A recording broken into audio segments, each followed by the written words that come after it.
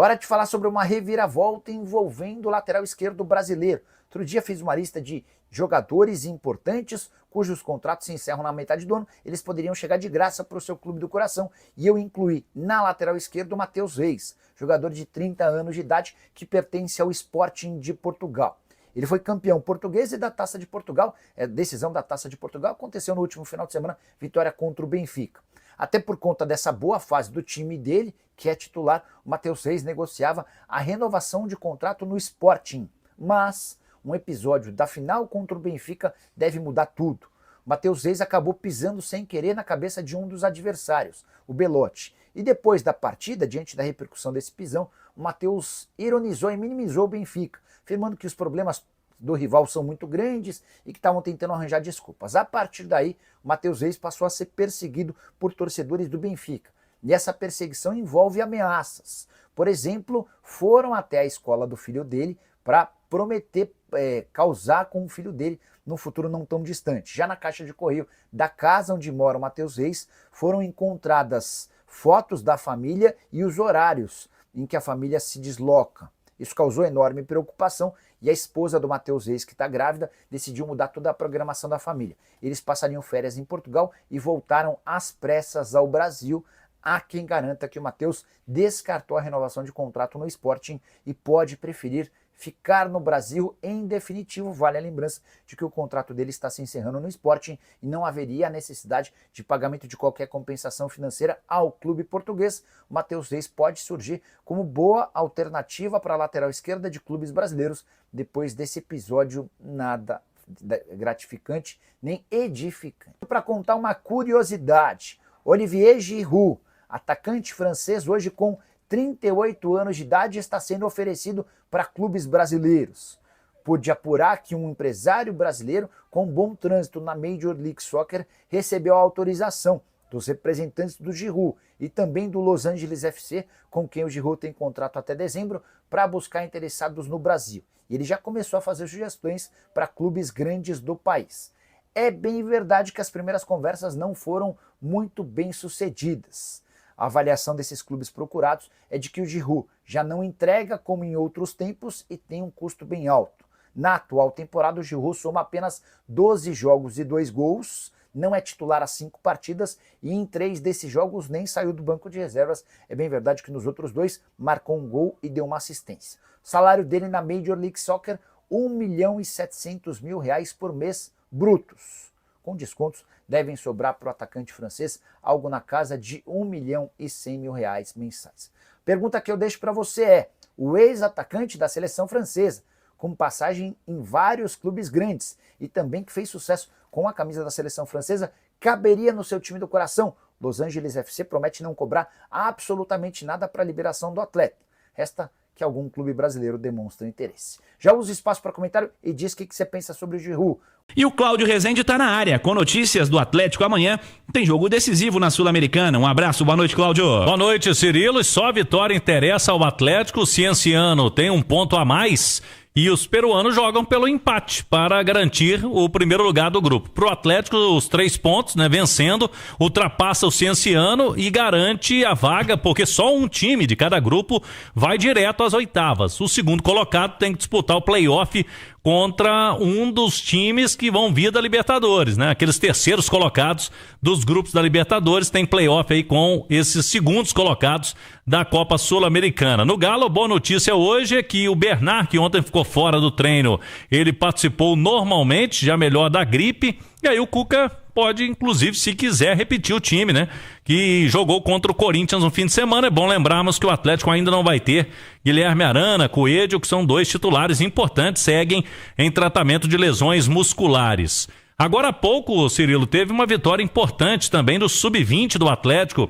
O Galinho jogou no Sesc Venda Nova e fez 3-2 contra o Juventude. Chegou a fazer 3-0 no primeiro tempo. No segundo tempo deu um susto ali, né? Tomou 2 gols, mas conseguiu segurar a vitória, que era o mais importante. O time sai da zona do rebaixamento. Agora com 12 pontos, pula para 16º colocado. Sinal eletrônico marcando 6h45. O Galinho, né, o Atlético, que vem fazendo uma reformulação nas categorias de base. E conosco aqui na turma do bate-bola, quem esteve presente lá, acompanhou o Paulo Brax. CSO do futebol do Atlético. Enfim, saiu essa vitória, né? Foi com sufoco no final, mas os 3 pontos importantes para a meninada aí, hein, Paulo Brax? Vitória importantíssima, apertada, sofrida, mas a gente estava precisando, muitos empates, e vamos continuar aí essa evolução. A gente estava jogando bem e agora está vendo o resultado. A gente queria muito ganhar esse jogo e deu certo. Foi realmente importantíssima essa vitória, né, Paulo? Vamos falar também agora da questão da janela. Aproveitar o Paulo Brax aqui na turma do bate-bola pelo seguinte, né? Algumas informações de que não estava tendo alinhamento, reuniões com o Cuca. Hoje o Cuca deu uma entrevista mais cedo, né, para nossa colega Laura Rezende, do Globoesporte.com, dizendo que não, que está tudo alinhado. Ele conversa diariamente, né, com você, Paulo Brax, com o Vitor, na cidade do Galo, e que estão tudo bem alinhado, sim. Mas como não tiveram ainda contratações, além do Dudu, né, que veio antes, que as coisas começam, segundo o Cuca, a ganhar uma proporção grande, mentiras começam a aparecer. Paulo Brax, sua palavra com relação a esse alinhamento da janela de contratações e as conversas com o Cuca. Estão acontecendo ou não estão? Ô Cláudio, temos conversas diárias sobre planejamento, sobre elenco. Não são conversas semanais, não, são diárias. Desde que eu cheguei aqui, aliás, antes de eu chegar aqui, os atletas que estavam no Atlético, Natanael, Júnior Santos, tiveram participação do Cuca, da comissão técnica. E desde que eu cheguei, Coelho, Caio Paulista, Vitor Hugo, Rony, recentemente Dudu, etc., todos. E não poderia ser diferente, o projeto é um só. E a gente não poderia fazer nenhum tipo de movimento sem ouvir a comissão. Então, houve ou a indicação ou a chancela. E vai continuar dessa forma, né? Hoje, por exemplo, teve uma reunião de quase 3 horas antes do treino, a gente projetando a janela. Vai ser uma janela difícil para o Atlético, porque a gente tem uma limitação de orçamento. A gente vai trabalhar com a estabilidade financeira do que foi autorizado fazer, e a comissão está todos cientes disso, mas a gente não vai deixar de fazer o possível para evoluir, para subir o andar e para continuar sendo bastante competitivo, como a gente está sendo desde o início do ano. São as nossas 4 competições, ganhamos o Mineiro, vamos lutar para classificar na Sul-Americana amanhã, o sorteio da Copa do Brasil sexta-feira, e no Brasileiro continuar a nossa ascensão. Então é isso, eu acho que a gente vai tentar entregar para o Cuca, para o Atlético, o melhor time nessa janela, e a gente seguir evoluindo. Tá bom, obrigado então, a participação importante, palavra do homem forte do futebol do Atlético, o CSO, o Paulo Brax, principalmente sobre essa situação, né, Cirilo? O torcedor fica muito preocupado, como que o Atlético vai conseguir reforçar o elenco, o Cuca tá participando ou não, como que tá essa situação, porque a janela abre segunda-feira, e o torcedor tá querendo um time mais forte no segundo semestre, e aí o Paulo Brax esclareceu, falou a respeito, Cirilo. Abraço ao Brax, obrigado pela gentileza em falar com a gente. Importante, Edu, ontem a gente falava de alinhamento de expectativas, né? Que o Brax tenha falado, né? Sobre como, na visão dele, vai ser a janela. Ele diz de uma janela que vai ser difícil. Ele fala de limitação orçamentária. E quando você tem limitação orçamentária e você não pode sair... A torneira não está aberta, né? Você ficar na gastação de dinheiro... vai exigir criatividade, né? Vai exigir assertividade, né? Você tem pouca coisa para gastar, você tem uma limitação financeira, vai exigir assertividade essa janela do Galo, e vai precisar de uma composição importante para esse meio do ano, que o time precisa ser mais equilibrado, né, Edu? Precisa.